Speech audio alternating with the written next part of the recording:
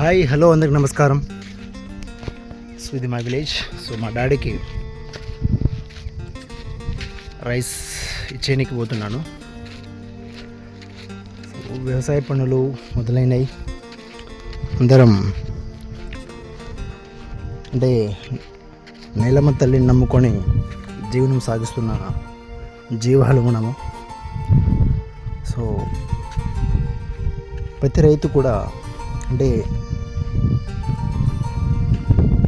ముందుగా అంటే ప్రతి రైతు గురించి ఎందుకు చెప్తున్నానంటే భూమి మీద మనిషి చేయాల్సినటువంటి మొదటి కర్తవ్యం ఏదైనా ఉందంటే అది వ్యవసాయం.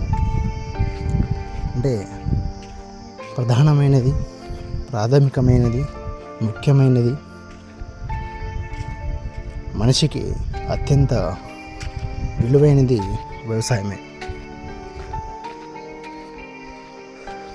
వ్యవసాయం తర్వాతే ఏదైనా ఉందని నేను స్ట్రాంగ్గా నేను దాన్ని బిలీవ్ చేస్తాను. సో అయితే వ్యవసాయ పనులు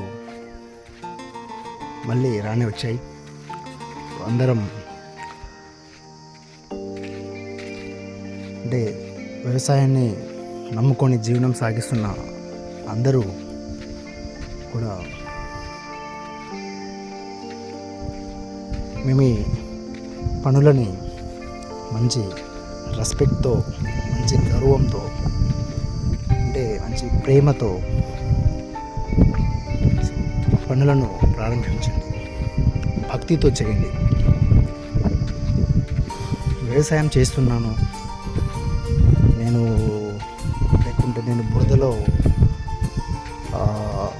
బురదలో నడిచి నేను పొలం పనులు చేస్తున్నాను, ట్రాక్టర్ దొరుకుతున్నాను, ఈ దుమ్ములో, ఈ మట్టిలో ఏం పని ఇది అని దాన్ని వ్యవసాయాన్ని నీచంగా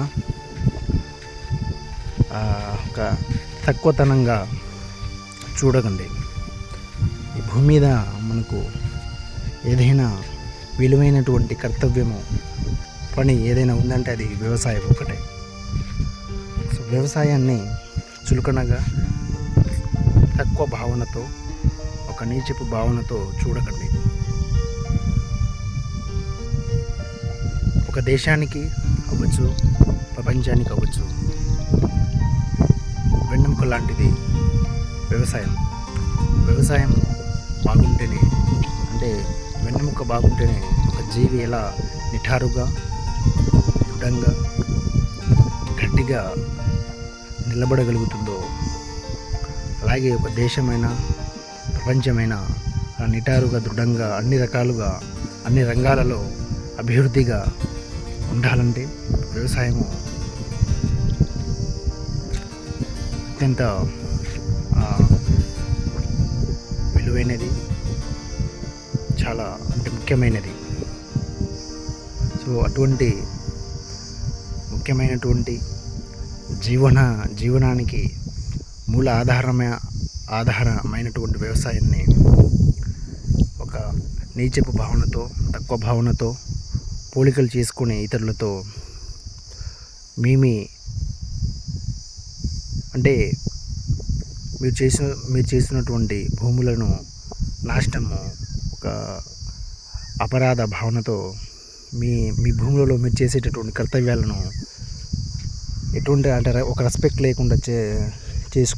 రెస్పెక్ట్ లేకుండా చేయకండి.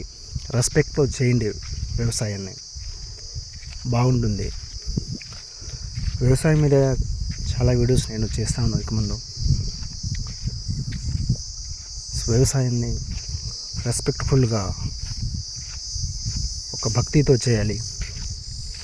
సో నేలమ్మ తల్లిని మనం ఎంత రెస్పెక్ట్ ఇస్తే మనకు కావాల్సినటువంటి మన జీవన అవసరాలనే అవ్వచ్చు, మన జీవనాన్ని ఉపయోగపడే ప్రాధాన్యం అంటే అన్నిటిని అన్నమాట, మనల్ని నష్టపరచకుండా మనల్ని ఆనందపరిచి మన జీవనం నిత్యము ఆనందమయం ఉండటానికి భూతల్లి మనకి అన్నిటినీ అందిస్తుంది, కావాల్సినటువంటి అన్ని వనరులను అందిస్తుంది. సో మనము తల్లిని నాశనం చేయకుండా మన పనిలోనే మనము శ్రద్ధతో, మంచి ఆలోచనలతో, చైతన్యంతో చేసుకుంటూ కదిలిపోదాం. Thank you.